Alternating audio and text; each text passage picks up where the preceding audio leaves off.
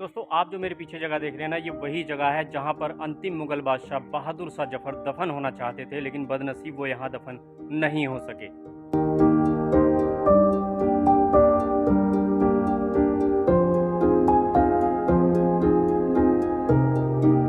Hello दोस्तों, स्वागत आप सभी का मेरे एक नए ब्लॉग में। और मैं हूँ इस वक्त दिल्ली में जफर महल के अंदर, जिसकी मैं आज आपको विजिट कराने वाला हूँ। अब बहादुर शाह जफर जो थे वो भाई 1857 क्रांति के लीडर थे, और उनको जो लीडर सबसे पहले घोषित किया था वो मेरठ से आने वाले क्रांतिकारियों ने ही उनको घोषित किया था। तो चलिए फिर मैं आपको इस महल की विजिट कराता हूं। आप यहाँ बाहर से महल का व्यू कुछ इस तरीके से देख सकते हैं। ये इसका मेन गेट है जहाँ, और अगर इस गेट की मैं हाइट की बात करूं तो आप देख सकते हैं पूरा ऊपर तक ये 50 मीटर ऊंचा है। और इसकी अगर चौड़ाई की बात की जाए तो ये 15 मीटर चौड़ा है, आप देख सकते हैं यहाँ से। और ये गेट लकड़ी का, इसकी गेट इतना ऊंचा बनाया गया है कि इसके अंदर पूरे का पूरा हाथी ऐसी चला जाता था अंदर उस समय में। तो आप अंदर चल के मैं आपको विजिट कराता हूँ। ये इसका गेट है जहाँ से अब हम अंदर एंट्री करेंगे, फिर उसके बाद आपको विजिट कराते हैं। तो यहाँ से जब आप अंदर आएंगे तो ये देखिएगा ऊपर छत पे इस टाइम भाई शायद चमगादड़ों ने अपना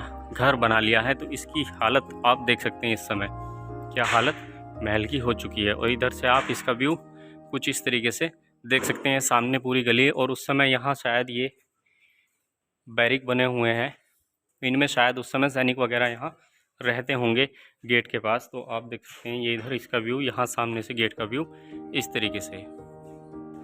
ये आप देख सकते हैं इस वक्त बिल्कुल खंडर में तब्दील हो चुका है। और एक ही जीना ऊपर जाने के लिए इस समय, ये 3 मंजिल है जो बिल्कुल टूट चुका है भाई ऊपर से, तो ऊपर जाना बेहतर नहीं होगा। तो यहाँ से आप देख सकते हैं एक सीढ़ी इसकी इधर भी है जो इधर से ऊपर जाया करते थे ये छत पे। तो यहाँ से आप देखिएगा इसका व्यू। अब चलते हैं आगे, फिर मैं आगे आपको एक तो जगह वो दिखाऊंगा जहाँ बहादुर शाह जफर ने अपनी इच्छा जताई थी कि मैं हिंदुस्तान में ही अपना आखिरी सांस लूँ और मुझे यहीं दफनाया जाए। वो जगह मैं आपको दिखाऊंगा, वो जगह आज भी खाली पड़ी हुई। और दूसरा मैं आपको यहाँ महल के अंदर एक मस्जिद है बहुत छोटी सी, नूरी मस्जिद, जिसका श्रेय मोहम्मद जफ़र को जाता है, उसको भी मैं आपको अब दिखवाने वाला हूँ। तो यहाँ से चलते हैं हम अंदर से आप इसका व्यू कुछ देखिएगा। शाह जफर का जन्म 24 अक्टूबर सन 1775 ईस्वी को हुआ था, और इनके बाप का नाम जो था वो अकबर शाह द्वितीय था और माँ का नाम लालबाई था।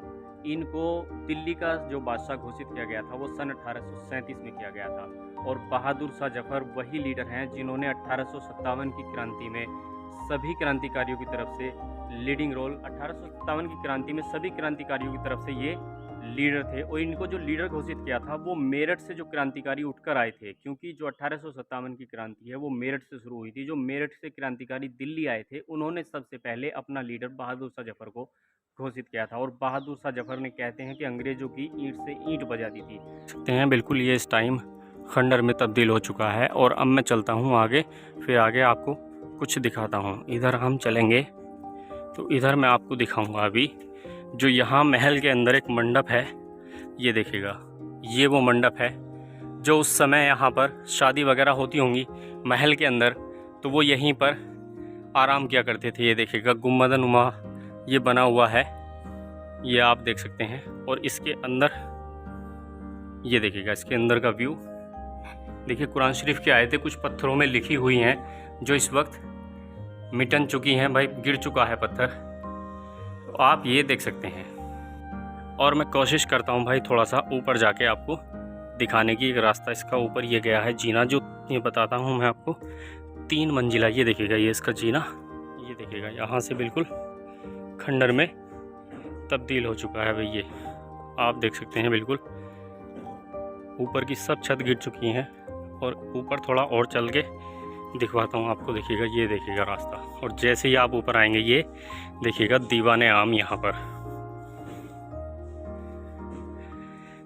ये उस समय दीवाने आम हुआ करता था, क्योंकि ये महल ज़्यादातर जो है उससे पहले रहे हैं जिन्होंने बनाया है अकबर शाह द्वितीय ने। इसका जो यूज़ किया करते थे वो गर्मियों के समय में किया करते थे। तो इधर से आप ये दीवाने आम का, क्योंकि इसको गर्मियों के समय में यूज करते थे वो लोग, उस समय ये इलाका ठंडा हुआ करता था महरौली का। ये देखिएगा यहाँ से बाहर से आप देख सकते हैं, ये इधर ये व्यू सब मकान बन चुके हैं। और इस समय जो मैं हूँ ना, ये जो मेन गेट है इसका, उस गेट की छत पर हूँ, ये आप देख सकते हैं यहाँ से, ये देखिएगा। बहादुर शाह जफर ने कहते हैं कि अंग्रेज़ों की ईंट से ईंट बजा दी थी। फिर कुछ छल कपट की वजह से अंग्रेज़ों ने क्रांतिकारियों का दबदबा दबा। बाद में बहादुर शाह जफर को हुमायूं के मकबरे में अपने बेटों और पोते के साथ में वहाँ शरण लेनी पड़ी।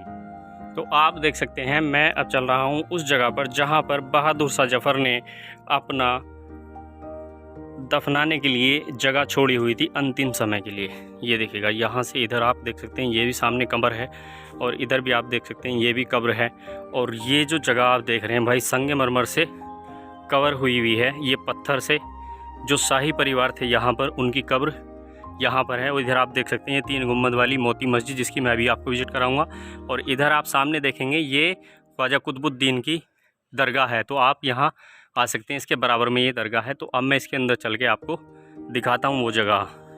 ये देखिएगा, यहाँ से ये इसका गेट और सामने आप कब्र देख सकते हैं। और ये कब्र मैं आपको बताऊँ, एक शाह आलम द्वितीय है और एक अकबर शाह द्वितीय हैं, और बहादुर शाह जफ़र के बेटे मिर्ज़ा फ़खरुद्दीन की कब्र इन्हीं में किसी एक की है। भैया यहाँ मेंशन तो किसी पे है नहीं किसकी है।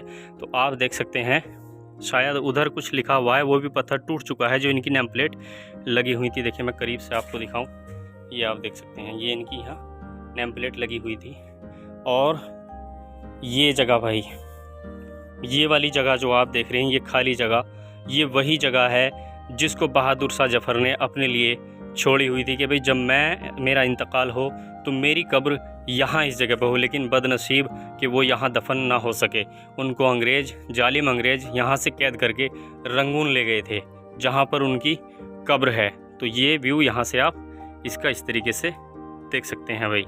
हडसन उनको वहाँ गिरफ्तार करने के लिए अपनी सेना के साथ पहुँचे। तो मैं आपको बताऊँ, बहादुर शाह जफ़र उर्दू के बहुत ही बड़े शायर थे और मेजर हडसन जो थे उनको भी उर्दू का थोड़ा बहुत ज्ञान था। तो वहाँ मेजर हडसन ने एक शेर कहा कि दम दमे में दम नहीं, खैर मांगो जान की, ए जफ़र अब ठंडी हुई तेग हिंदुस्तान की। तो तेग कहते हैं तलवार को। इस पर बहादुर शाह जफ़र का जो जवाब था वो बहुत ही काबिल तारीफ़ था भाई। उन्होंने क्या जवाब दिया, उन्होंने कहा, जियों में बू रहेगी जब तलक ईमान की, तख्ते लंदन तक चलेगी तेग हिंदुस्तान की।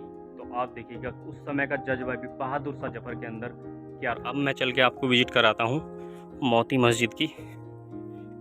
ये देखिएगा, इधर से ये रास्ता जाता है मोती मस्जिद के लिए। देखिएगा, जो बहुत छोटी सी मस्जिद और शाही परिवार के यूज़ के लिए बनी हुई है। देखिएगा ये मस्जिद, यहाँ बिल्कुल इस टाइम कोई नमाज वगैरह यहाँ होती नहीं है। लेकिन नीचे भी पत्थर संगमरमर का लगा हुआ है भाई। जूते उतार के अंदर चलेंगे यहाँ से। अब मैं अंदर से आपको मस्जिद का व्यू कराता हूँ, जो पूरी मस्जिद संगमरमर की बनी हुई है भाई। देख सकते हैं आप, ये यहाँ से पूरी मस्जिद संगमरमर की बनी हुई है। यहाँ से आप देखिएगा ये मस्जिद का व्यू, जहाँ पर अब नमाज तो होती नहीं, लेकिन उस समय शाही परिवार अपने यूज़ के लिए इस मस्जिद को यूज़ करते थे। ये देखिएगा, यहाँ पर इमाम साहब के खड़े होने की जगह, और पत्थर नीचे भी संगमरमर का लगा हुआ है, आप देख सकते हैं। ये देखिएगा, तो आप देख सकते हैं ये 3 गुम्बद वाली मस्जिद जो मोती मस्जिद महल परिसर के अंदर है, इस टाइम वीरान है, यहाँ कोई नमाज वगैरह नहीं होती। और ये जो जगह है, ये वो जगह जहाँ पर बहादुर शाह जफ़र ने अपनी कब्र के लिए जगह छोड़ी थी, ये वो जगह है। तो आप इस मस्जिद का व्यू कुछ इस तरीके से देख सकते हैं। बाद मेजर हडसन ने उनके दोनों बेटे और उनके पोते अबू बकर, उनको दिल्ली के अंदर ही खूनी दरवाजे पर गोली मारकर हत्या उनकी कर दी। और उसके बाद उनको बहादुर शाह जफ़र को रंगून ले गए, और वहीं पर सन 1862 ईस्वी में उन्होंने अपनी अंतिम सांस कैदी के रूप में ली। और ये भी बताते हैं भाई, बहादुर शाह जफ़र को जब भूख लगी ना, तो जालिम अंग्रेज़ों ने उनके बेटों के सर थाली में रखकर उनको परोसे। तो उन्होंने ये कहा कि हिंदुस्तान के बेटे ऐसे ही अपना देश के लिए सर कलम कर कर अपने बाप के सामने आते हैं। तो ये जज्बा उनका था भाई, बहादुर शाह जफ़र साहब का। उन्होंने अपने अंतिम समय में एक शेर कहा था कि कितना है बदनसीब है जफ़र, दफन के लिए 2 गज जमी भी ना मिली कुएं यार में। तो दोस्तों, अब मैं व्लॉग का एंड करता हूँ। जानकारी कैसी लगी मुझे कमेंट्स बॉक्स में बताना, और अगर आप मेरे चैनल पे नए हैं तो प्लीज़ मेरे चैनल को सब्सक्राइब करके बेल आइकन ज़रूर दबा देना।